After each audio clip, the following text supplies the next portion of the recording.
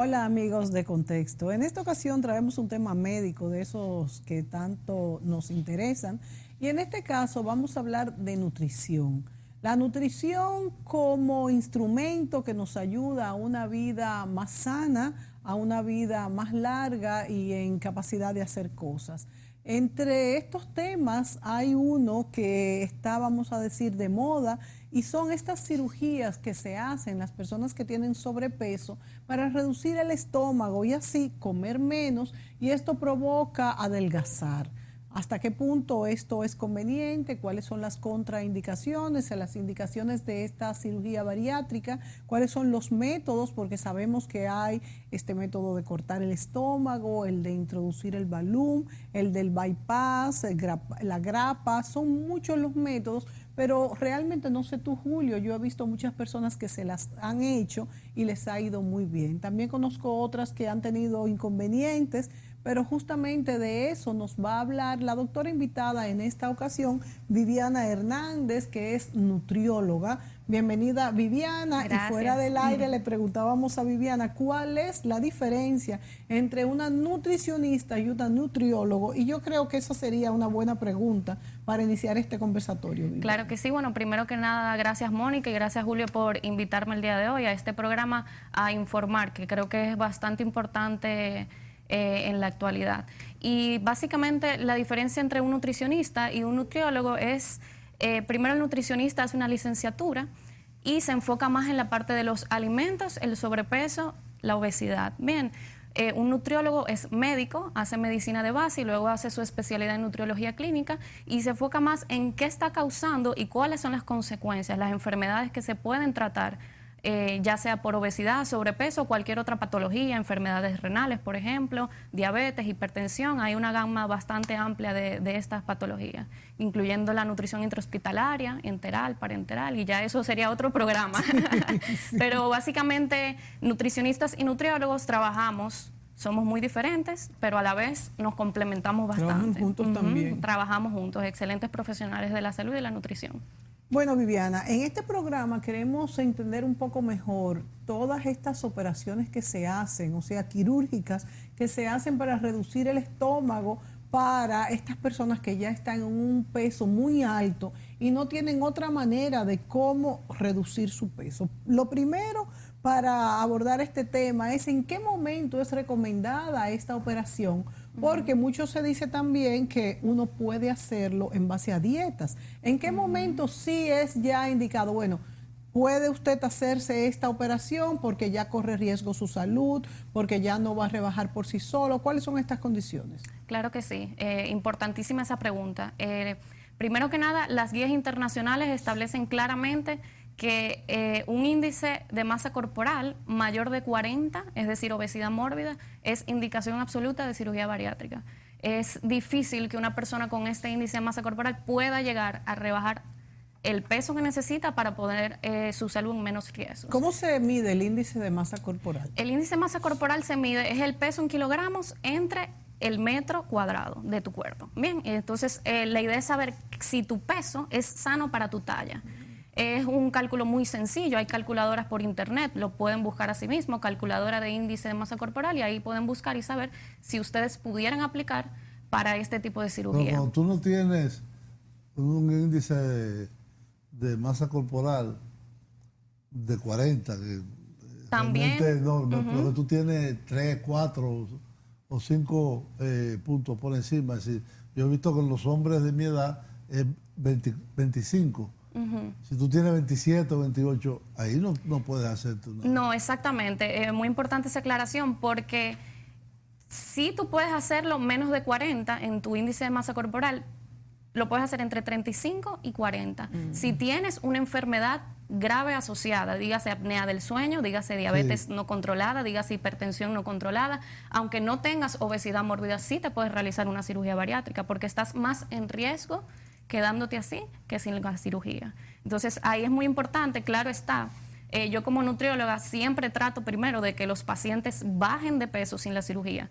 Pero otra indicación es justamente esa, es un paciente que tiene mucho tiempo tratando de bajar de peso y no lo logra y no se puede por todos los medios, vamos a decir, menos invasivos posibles. Entonces llega un punto en que uno como nutriólogo debe evaluar a ese paciente y ver si realmente que es más riesgoso seguir con ese paciente así o definitivamente trabajar junto con un cirujano bariátrico para mejorar la salud de esa persona. En el caso de la cirugía bariátrica que tú has dicho, Viviana, de que hay enfermedades que pueden acelerar la velocidad en hacérsela, o sea que inclusive sin llegar al índice de masa corporal del 40 que tú indicas, además estas enfermedades como la diabetes no pudieran ser además un riesgo en esta cirugía bariátrica.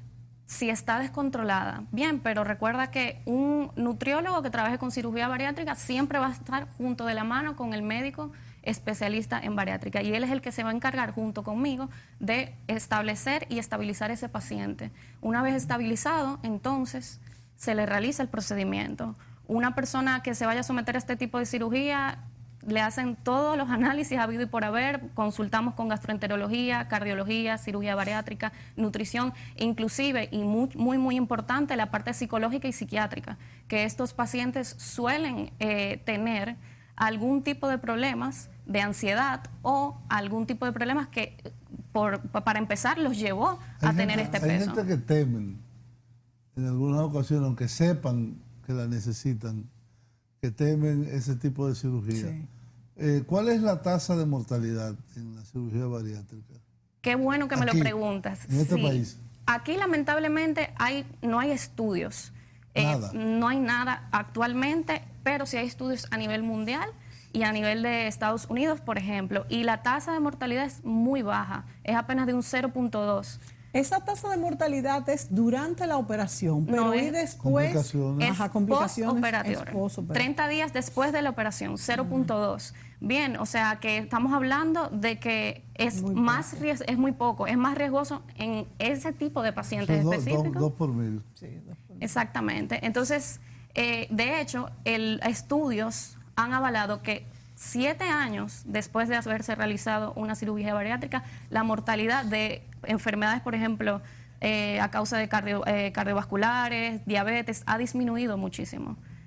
Por esta misma razón. Las modalidades de esa cirugía, porque no es una sola. No, son varias y tenemos algunas gráficas. Mientras la va explicando la doctora, las pueden conseguir. ¿Cuáles son esas variantes? Existen muchos tipos, pero las que más se utilizan está el bypass gástrico, está la manga gástrica. ¿El bypass es qué? El bypass es se grapa una parte del estómago, bien. Se grapa, ¿verdad? Imagínate que este es tu estómago, ¿no? Entonces el cirujano hace una grapita acá para poner el estómago más pequeño y hace una conexión con tu intestino. Con el intestino, ya. Exactamente. Hay una parte y la que pone, no se usa. Exactamente, hay una parte que no se usa. O sea, aquí tenemos la gráfica, Viviana. Excelente, todo esto que está mamey no se usaría. ¿Dónde está?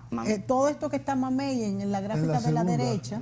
Exactamente. No se Entonces usaría. no se usaría la parte que se ve curvada, bien. Exacto. Pero la parte que se ve amarilla Esa es sí donde se usaría. exactamente es donde sí se usaría. Entonces, y estos jugos digestivos que están en la parte mamey, ¿qué pasaría con ellos? ¿Sí van abajo? De esta cirugía, esto es algo muy importante que comentas. ¿Por qué? Sí. Porque lo bueno que tiene es que las enzimas pancreáticas siguen funcionando, bien, sí. Y por eso por eso se llama bypass, por la conexión, bien. Sí. Entonces, si te fijas, las flechitas rojas a donde van, todas esas enzimas pancreáticas, esos jugos van a ir a la otra parte intestinal y por esa razón, entonces, van a seguir digiriendo. O sea que los alimentos se van por la amarilla. Exactamente. Y ya pues no va a tener tanta capacidad de comer mucho.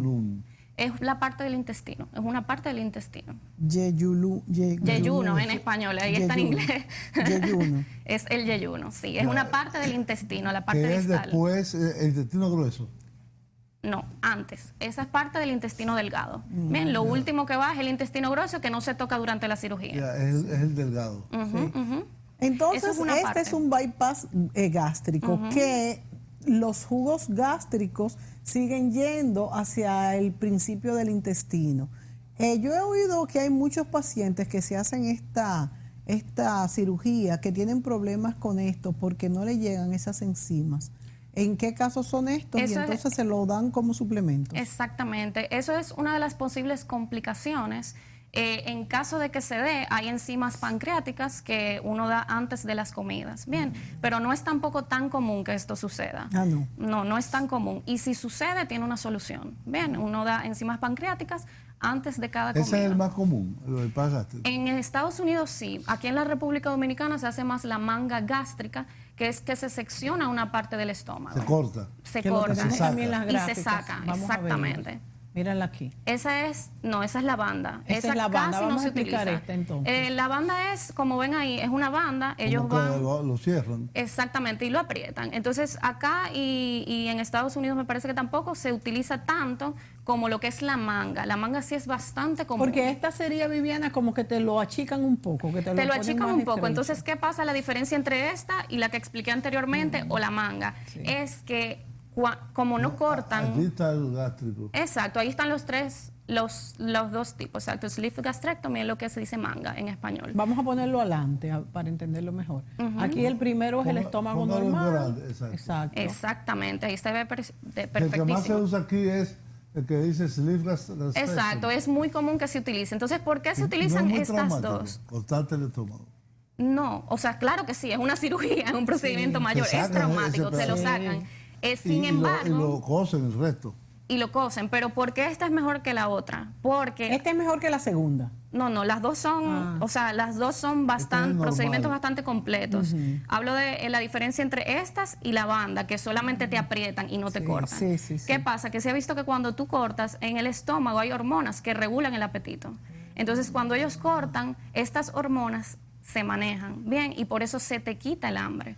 Bien, porque hay una disminución en las hormonas que producen el hambre. Si tú aprietas solamente pero no cortas, pues no tenemos este efecto hormonal. Bien, entonces ahí la diferencia. ¿Por qué hay el caso, que yo lo he visto, no quiero mencionar nombres porque no voy en el caso, pero de personas que se hacen la cirugía, rebajan Y luego muchísimo Sí. y al cabo de 2 años están otra vez gordos?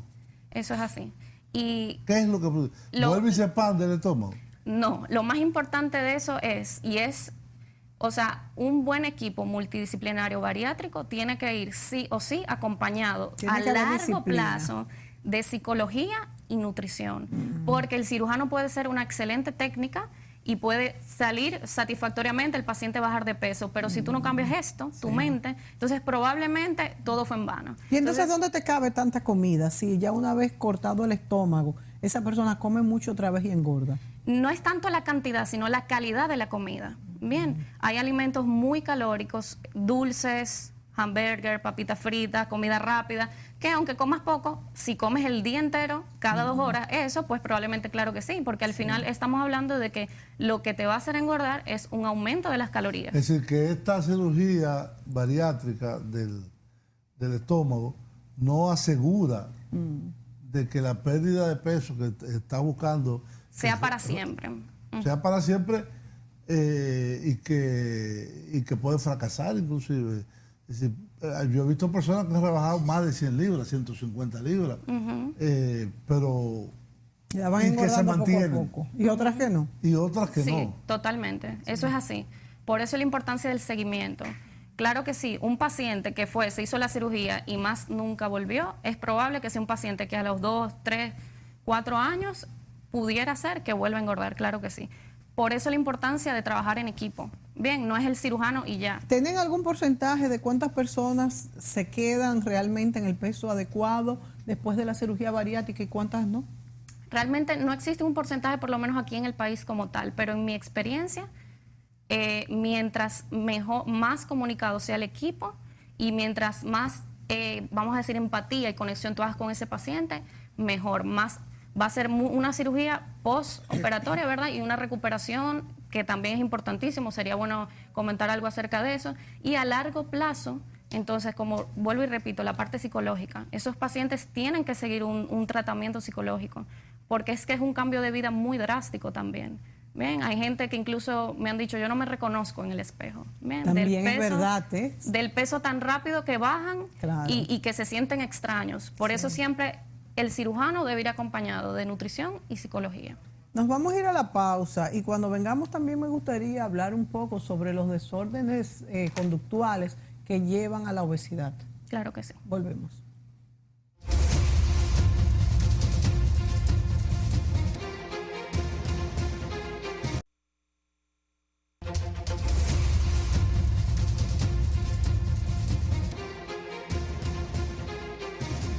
Bien amigos, bienvenidos de nuevo a Contexto. Estamos en un programa sobre nutrición y cirugías, dietas, etcétera, con la doctora médico nutrióloga, que no es lo mismo que nutricionista, Viviana Hernández. Yo he visto, y se lo comentaba fuera de cámara, el caso de personas muy cercanas a mí, inclusive, familiares, que han, en un proceso muy largo, de un año o más, han reducido mucho peso con dietas. En el caso más reciente, tengo un sobrino que rebajó 110 libras con la dieta keto. Y eso lo ha estimulado a comenzar a hacer ejercicio, a meterse su misma psicología cambió. Ustedes también dan ese tipo de asistencia, de en lugar de hacer una cirugía, rebajar con algún tipo de dieta. Claro que sí. ¿Cuántas hay? Porque yo conozco ahora últimamente la keto, que está muy en moda. Está muy en moda, sí. Claro que sí. De hecho, siempre se debe tratar al paciente primero con dieta, ejercicio, prescripción de ejercicio, antes de tú realizar una cirugía. Bien, eso es algo sumamente importante.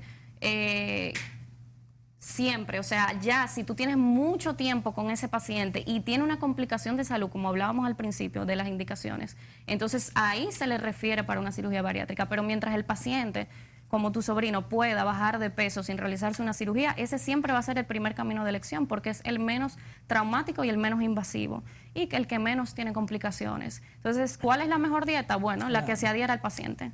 Ahora ahí está muy de moda la keto, después van a estar los vegetarianos, después los vegan, después antes era la Atkins, después está, hay miles. ¿Qué diferencia hay entre la Atkins y la keto? Porque se parecen mucho. Sí, se parecen. La Atkins suele tener... tener... Es eliminar carbohidratos casi radicalmente. Totalmente, radicalmente. Bueno, pero... no totalmente, porque la lechuga es un carbohidrato. No. Sí. Pero la lechuga es un carbohidrato. La lechuga es un vegetal, pero es un carbohidrato. Todos los vegetales tienen un poco de carbohidrato. Óyeme, hay grasas, proteínas y vegetales. No, vegetales, grasas, y carbohidratos. Son tres. Grasas, proteínas y carbohidratos, nada más. O sea me que equivoco. es así, son los macronutrientes. Las lechugas son las lechugas son todos los vegetales son pero todos los vegetales tienen parte de carbohidrato. Lo que pasa es que de baja densidad. Algunos tienen más y otros tienen menos. Claro. Bien, entonces esas dietas tan estrictas pueden traer también consecuencias porque los vegetales que también tienen carbohidratos tienen fibras, tienen nutrientes. Sí. Entonces son dietas que pueden crear otro tipo de problemas, como por ejemplo la constipación crónica. Bien, y eso conllevar a otro tipo de problema como es la diverticulosis, las hemorroides. Bien, entonces, ¿cuál es la mejor dieta? La mejor dieta es la que le vaya a provocar menos daño al paciente y la que se adhiera a su estilo de vida. Pero una pregunta, cuando hablamos de dietas que suprimen los carbohidratos como la Atkins y la keto, entonces no se comen ese tipo de vegetales. No es igual, porque hay una que insiste más en la grasa. No se comen ese tipo de vegetales ni frutas tampoco. Miren, que son tan beneficiosos para la salud. Pero es terrible. No, terrible, ¿no? ¿Y qué comen entonces? ¿Qué comen? Proteína y grasas, todo, literalmente. huevo, ¿Y eso carne, no hace daño? pescado, todo. Bueno, ensalada puede comer. ¿Qué se ha visto en este tipo de pacientes? Que les aumenta el colesterol. Claro. Bien. Claro. Pudiera ser uno de los efectos y el efecto rebote. ¿Qué pasa con cualquier dieta estricta? No nada más la keto, cualquier dieta estricta que una persona haga va a conllevar un rebote. Bien, o sea, eso es así. Por eso lo mejor es Por eso una dieta de esta manera no debe de hacerse sin un seguimiento médico. Sin un supervisor. Porque no se sabe cuál es el estado de tu cuerpo. Lo correcto es que vayas con tu médico nutriólogo a evaluarte, a ver si tienes alguna condición que tú no puedas hacer o que tengas que hacer una dieta como esta y que esa persona te acompañe durante este proceso. Bien. Y que se haga de la manera más correcta y más responsable. Ahora, hay personas que naturalmente comen de todo en cualquier cantidad y no toman pesos. Y hay otros que, porque se pasen un poquitico, se inflan. ¿Por qué existe, diríamos, eso es hormonal, eso es ¿por qué hay este tipo de personas? Yo tengo amigos que son flacos y comen como unos desesperados. Ese es el que todo el mundo le tiene envidia. Sí. Bien, es muy genético eso. Bien, exacto, eso genético. Sí, es muy genético. Claro está, hay enfermedades que te hacen aumentar de peso. Por ejemplo, un hipotiroidismo descontrolado va a hacer que una persona aumente de peso. Pero si es una persona totalmente sana, usualmente es genético. Y tengo que recalcar que sea delgado no quiere decir y que esté sano. Y hay gordos genéticos también. Es verdad. También. Hay sobrepeso genético. Sí, también. Hay definitivamente también hay un sobrepeso genético. Y vuelvo y repito, o sea, que esté delgado no quiere decir que esté sano. Y eso hay que tenerlo muy en cuenta. Viviana, ya que Julio ha entrado en el tema de los alimentos, el huevo, que es tan controversial en estos últimos años, porque bueno, antes se decía que no se debían comer más de 3 huevos a la semana, ahora se dice que se pueden comer 3 y 4 huevos diarios, sin embargo yo oigo médicos ya salió otro, sí, que dicen que son 2 de nuevo. ¿Cuál es tu opinión al respecto? Bien, el huevo no es ni demasiado bueno ni demasiado malo, es decir, o sea, todos los años cambian de opinión, entonces lo mejor que es y lo más seguro, moderación. Sí. Bien, sí hay personas que tienden a tener un efecto, vamos a decir que son más sensibles al aumento de colesterol al comer huevo o al comer otro tipo de grasas. Por eso la importancia del seguimiento. Y hay personas que no, que para nada, que pueden comer huevo todos los días y no pasa nada. Entonces, lo mejor ahí es conocer a tu paciente. Hay que observar, exactamente. Sí. Ni quitarlo, ni ponerlo demasiado. Y en la moderación está la clave con todo, en lo que tenga que ver con alimentación. Bueno, porque la verdad es que es difícil con tantas cosas que salen y se supone que tienen estudios y después cambian. Sí, después cambian. Todo eso es así, es válido. Por eso hay que ser muy objetivo, principalmente. La experiencia, por más estudios que salgan, tu experiencia durante la consulta vale muchísimo también. Y parece que no todos los organismos reaccionan igual. No, definitivamente hay un componente muy genético en cuanto a la alimentación. Bien, lo que tú necesitas comer no es lo mismo que yo necesito comer. Por eso la importancia de tú realizarte un test nutricional. Bien, en mi caso yo realizo a todos mis pacientes antes de darle una dieta. ¿Cómo se hace este test?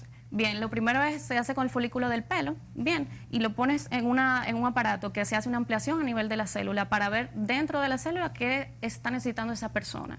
Y aparte de eso, por supuesto, su batería de análisis de sangre completa. Bien, hay que combinar la parte nutricional, el test nutricional con el folículo capilar, con la parte ya sanguínea, hemograma, colesterol, y tú le das al paciente, vamos a decir, un tratamiento mucho más integral y mucho más completo. ¿Qué te arroja este análisis del pelo? El análisis... Si es calvo uno. No importa, se toma de la ceja, si es calvo. Sí, porque hay gente que son totalmente calvos. Sí, con eso no es problema. Lo que te arroja básicamente es cuáles son los nutrientes que estás necesitando en cuanto a vitaminas, minerales, ácidos grasos y antioxidantes. Y qué alimentos deberías de evitar, no por un tema de alergia, no es un test de intolerancia ni de alergia, sino porque en este momento tu cuerpo necesita absorber otros nutrientes. Y esos alimentos pudieran inhibir esa absorción. Entonces simplemente se disminuyen o se evitan ciertos alimentos que te arroja el test y se hace una dieta con los alimentos que ese test te dice, según la deficiencia. Yo me hice una vez, hace unos 5 años, un test con la sangre que estaba muy de moda, que se mandaba afuera. ¿Cómo es que se llama? El ALCA. El ALCA, sí. Y a mí me dio, ¿El ALCA? Sí, el ALCA se llama. A mí me dio... alcaloides. ALCAT, así mismo, ALCAT. A mí me dio que yo era intolerante, oye bien, a la lechuga, que es lo que yo más como, a la avena y a la clara de huevo. yo lo dejé de comer por un tiempo y después me olvidé de eso. Y fuiste feliz. Claro, porque son de las cosas que yo más como. Y yo digo, ¿cómo va a ser que yo sea intolerante a eso si eso es todo lo que yo como? Bien. ¿Tú nada más comes clara de huevo? Bueno, yo lechuga? como mucho huevo, yo como mucha lechuga, yo como mucha avena. Entonces, para mí, y yo no veo ¿Tú que no eso me comes hace... carne de ningún tipo? Yo como muy poca carne. ¿Y Muy poca. pescado? Yo como muy poca carne, yo como mucha ensalada. Yo no es que, ¿Pescado no comes? sí como, pero no todos los días.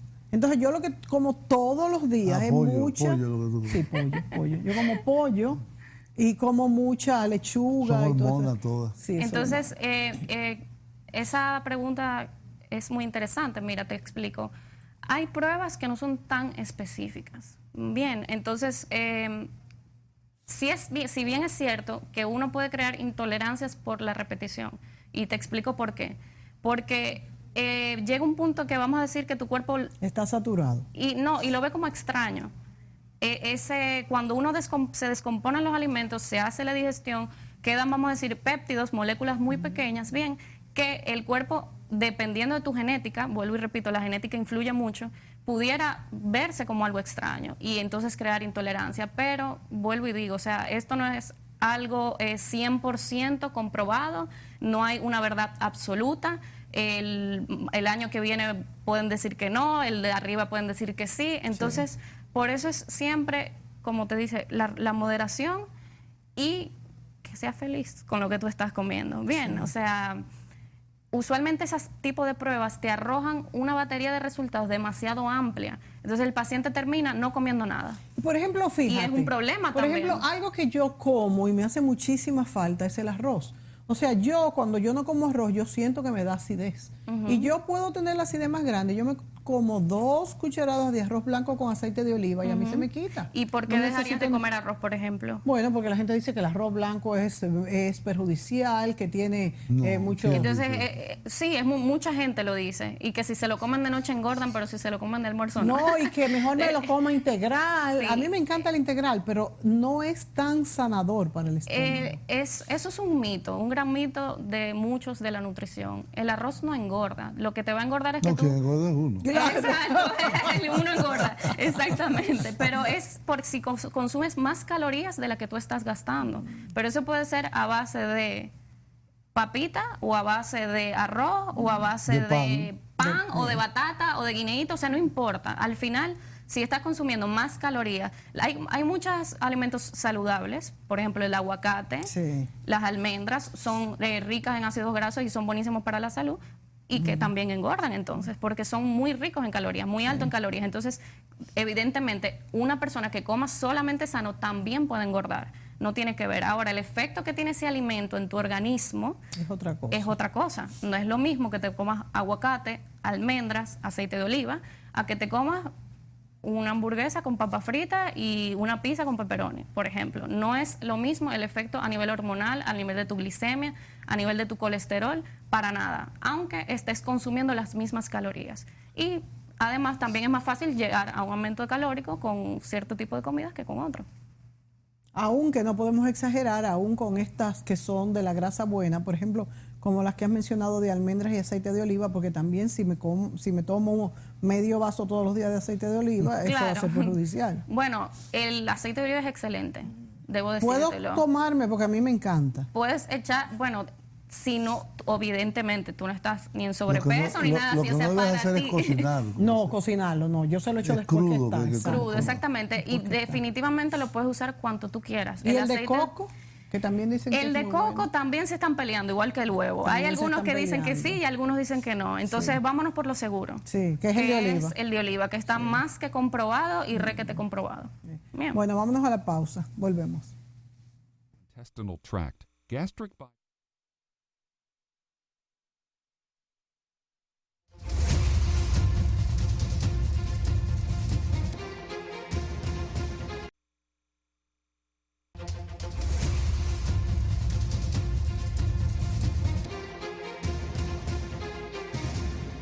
Bien, amigos, continuamos este programa sobre nutrición con la doctora Vivian Hernández, que es médico nutrióloga.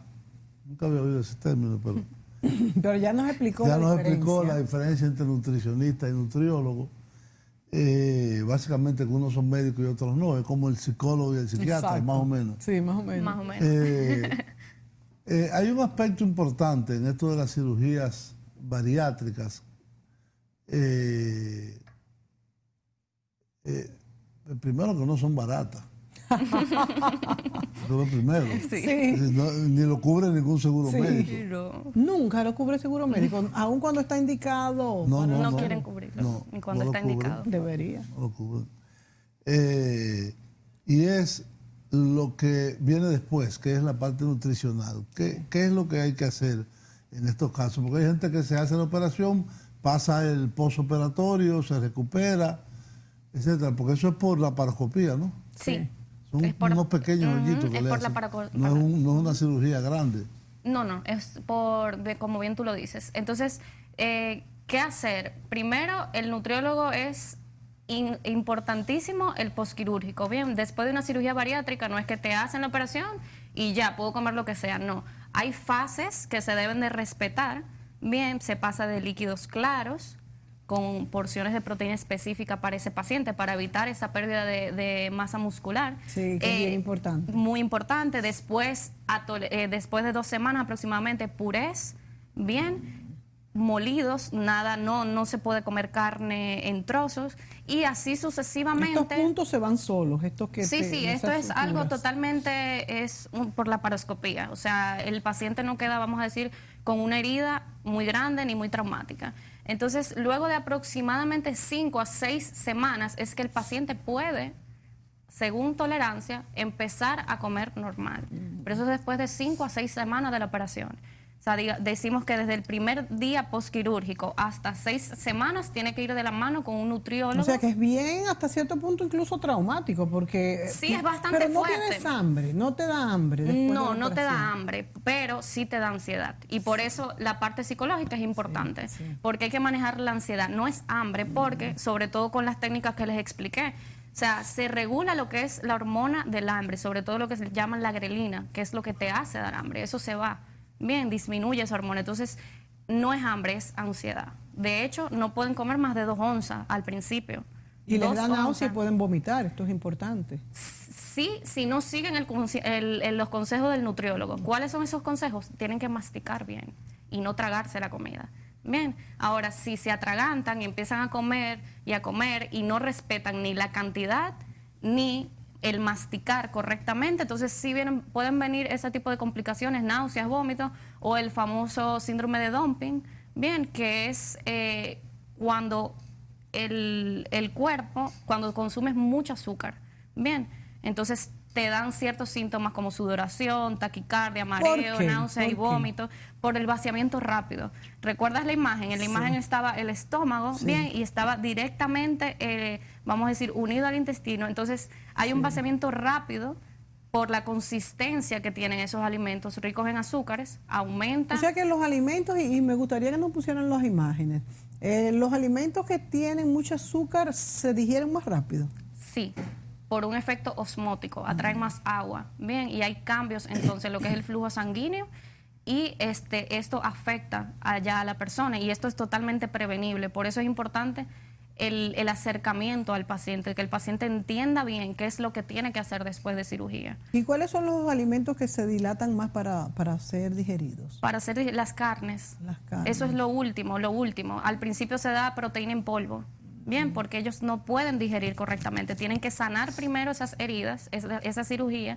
Esa digestión tiene que, vamos a decir, adaptarse a esta nueva manera de ser. Y luego, entonces, que uno va poco a poco, primero en polvo, después molido, no muchas grasas. Y ya después, entonces, de último, después de 6 semanas, a ver si toleran la proteína ya normal. O sea, en Miran carnes. cómo tenemos ahí el video atrás, cómo este es un estómago normal, un sistema digestivo, se estaba viendo, y cómo ahí viene la incisión, fíjense, cómo es aquí el alto estómago, el bajo estómago. Pero casi se lo llevan todo. Exacto, casi se lo llevan todo. Wow, la verdad es que, mira ahí cómo cortaron abajo, y esta parte de abajo, miren cómo viene y se conecta Exactamente. y casi no queda estómago.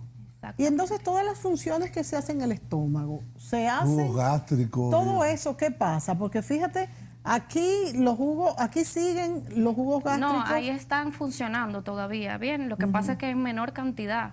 Sí. Entonces, por eso que mencionas de los jugos gástricos, el intestino y el estómago juegan un papel importante en lo que es la absorción de nutrientes. Sí. Por Fíjate, eso- si volvemos a ver esa imagen que teníamos ahorita, vemos como la parte amarilla no le llega ya ningún alimento y sigue funcionando. Esos jugos gástricos que se generan en esa parte donde no le llega alimento, no se vuelve, no provoca acidez. No. No. No, lo que sí puede pasar después de la cirugía, por ese cambio tan drástico Mira en los lo que es puntos. la absorción de nutrientes, sobre todo lo que es la vitamina B12, el hierro, Esas la son las que tienes vitamina... que tomar. Exactamente, la vitamina D, el calcio, como consecuencia. Entonces, primero tienes que darle al paciente sus multivitamínicos correctos y en la dosis adecuada, y antes de la cirugía, si hay alguna deficiencia, corregirla. Claro. Porque no puedes entrar a un paciente en cirugía, por ejemplo, con una deficiencia severa de vitamina D, por ejemplo, Viviana, o de ve B12. explicando esto. Aquí tenemos el corte. Entonces, aquí tenemos el corte, ¿verdad? Se secciona lo que es la parte distal del intestino y se hace lo que se llama un bypass, que es que, vamos a coloquialmente diciendo, se pega, se une a la Pero parte... hay una pregunta. Hay un pedazo del intestino que se corta. Ujú, y Esa se otra- une al otro. Se une al... Es decir, se fíjate, corta, sí, se ahí, une sí. al estómago y el otro se une al otro A pedazo. la otra pedazo de intestino. Pero eso no, cuando yo he visto algunas cirugías que son en la parte de los intestinos, le ponen un colector. Sí. No, pero eso es otra cosa. Eso es... Eso es Eso es cuando las hay personas no cáncer. pueden. Sí. Sí, exactamente. Cuando ya esos son enfermedades usualmente graves, Sí. que el paciente no puede... Utilizar el ano. exactamente. Entonces ya eso no tiene que ver con tanto si la cirugía bariátrica, sino con otro tipo de Es decir, patologías, aquí, en este cánceres, no. etcétera. ¿Mm? En esto no. No, en esto se por une supuesto y ya, que no. y sigue Se une y ya, funcionando. y Sí, todo claro. sigue funcionando. O sea, no se toca el colon, ahí no. Sería interesante la próxima vez quizás traer a un cirujano bariátrico que pueda explicar Sí. a profundidad las técnicas y ese tipo de Hay anatomía. hay un aspecto, y es, la cirugía bariátrica puede ser determinante no solo en la calidad de vida, sino hasta en la vida de algunas personas, porque Sí. si están con un sobrepeso mórbido, lo necesitan para seguir vivos. Pero esto, como decíamos ahorita, no está cubierto por ningún régimen Sí. de seguro médico y es caro. Sí. Aquí. En otros países sí está cubierto. En otros países está cubierto. está Pero Bien. aquí Debería no de se estar cubre y cubierto. es caro. Sí. Y no nada más en otros países está cubierto por un seguro. En otros países, de hecho, el gobierno paga a los pacientes todo lo que tenga que ver con esos gastos. Bien, porque estamos hablando de que son personas con muy alto riesgo de mortalidad a Claro, consecuencia de esa claro, obesidad. por Aquí supuesto. todavía vamos a decir que estamos en pañales con ese tipo de temas. Pero quién sabe, quizás dentro de un tiempo Bueno, eso empiecen a debería de considerar si corregirse. realmente está indicada la Claro, cirugía claro. a ayudar a ese tipo de pacientes. Bien. Por supuesto. Es una barbaridad Ahora, que una eso no esté cirugía, incluido. una cirugía bariátrica aquí fácil te cuesta $10,000. Más o menos, O depende más. del cirujano. Y no solamente eso, sino que no solo es el costo de la cirugía, sino de todo El el concurso de postoperatorio. médicos que tienes que tener Sí, alrededor. exactamente. total, Eso es yo toda, no, eso es solo la cirugía, Eso es solo la más o cirugía. menos. Bien, pero vamos a decir que va entre 6, 7, 8, 10, e inclusive he escuchado que hay algunos que hasta en 15. Sí. Eso depende mucho del equipo, pero eso es solo la cirugía, sin tomar en cuenta el resto de especialistas, como por ejemplo somos los nutriólogos. Claro. Bien. Que tampoco Claro, son cubiertos que por la no. seguridad social. No somos cubiertos por los seguros, la mayoría.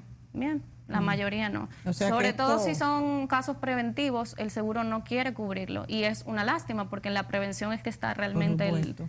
Pero no hay negocio. ¿Eh? Pero no hay negocio. No, bueno, exactamente.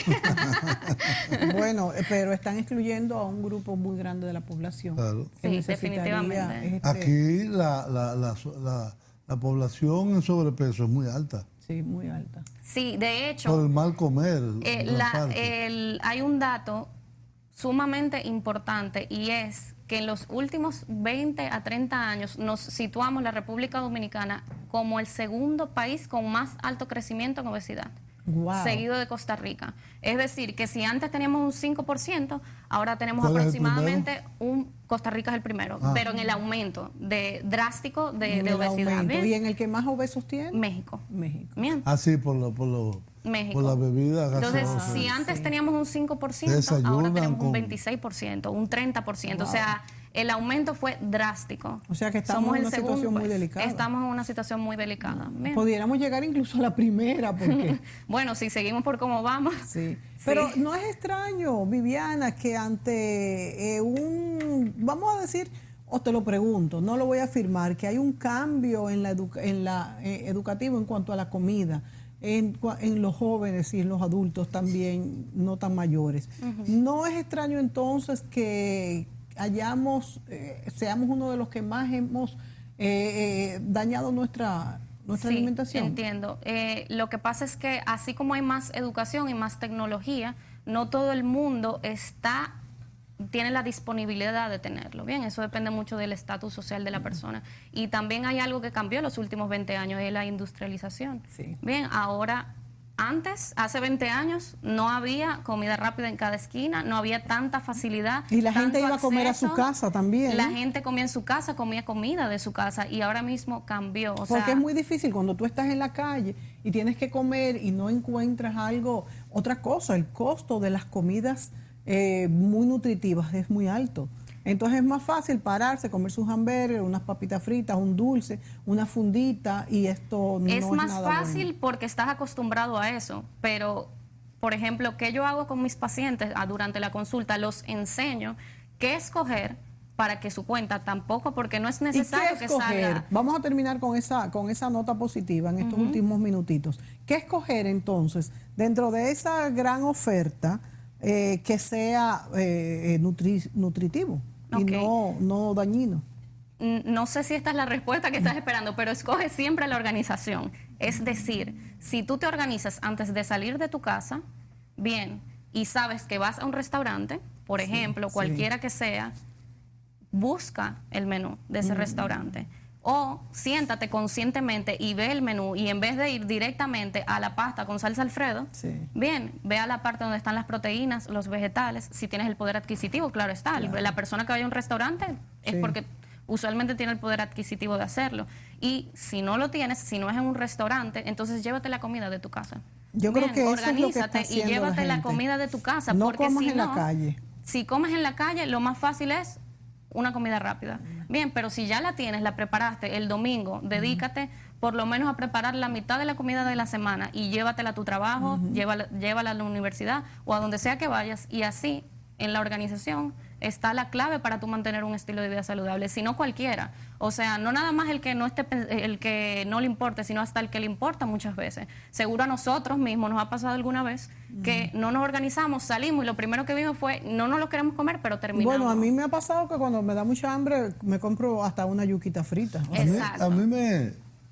Una vez yo estuve en Boston, en Estados Unidos, haciendo unas consultas médicas, y los médicos del Mass General me dijeron que yo debería, en lugar de hacer 3 comidas, hacer 5 o claro. 6 pequeñas. y después me Decía- criticas cuando me ves comiendo a cada rato. No, lo que pasa es que tú eres rumiante. Ok. Tú eres una especie tiene varios estómagos. Me dice, no hagas un almuerzo Claro. grande, sino haz un almuerzo pequeño, una merienda a la media mañana, una merienda en la tarde y a 6 comidas al día. ¿Qué tiene eso de...? ¿Qué tan especial? Bueno, depende del paciente. ¿Por qué? Porque hay personas que se saltan comidas y eso lo que causa es que te dé más hambre. Y cuando llegas al almuerzo te quieres comer tu plato, el de tu esposa, el de tus hijos y el de todo el mundo que vive en la Pero casa. deben ser 3, porque... No, porque deben yo me ser- crié de niño con merienda en la tarde. Deben Y en la ser... mañana en el colegio. Bueno, pero en el colegio era un disparate lo que uno comía. La cantidad de comida no importa tanto, es la calidad de la comida y la cantidad de calorías al final del día. Tú puedes hacer 6 comidas, 3 comidas, 4 comidas, 5 comidas, no importa. Mientras tenga tu requerimiento calórico, necesario, entonces no va a importar. Y si esa comida es de calidad, es saludable, pues entonces tampoco importa. Cuando hablan de, no te saltes comida, come 6 veces, que eso te acelera el metabolismo, eso es un mito también, no te acelera el metabolismo, ya está comprobado. Lo que sí pasa es que al saltar comidas te da más hambre, llegas con más hambre y te tientas más, compras cosas que no debes porque quieres salir de eso rápido, dame lo más rápido que haya, y eso es realmente lo que pasa. Pero no importa al final si son 5, 6, 3, o sea, va a depender de ti, de tu cuerpo y de lo que tú estás acostumbrado a hacer. Tú dijiste en un momento, antes que termine el programa, y me quedó dando vueltas en la cabeza, que hay dietas especiales para epilepsia. Sí. La dieta keto, la famosa dieta keto que todo el mundo está haciendo, realmente se inventó en Johns Hopkins, el hospital de Johns Hopkins.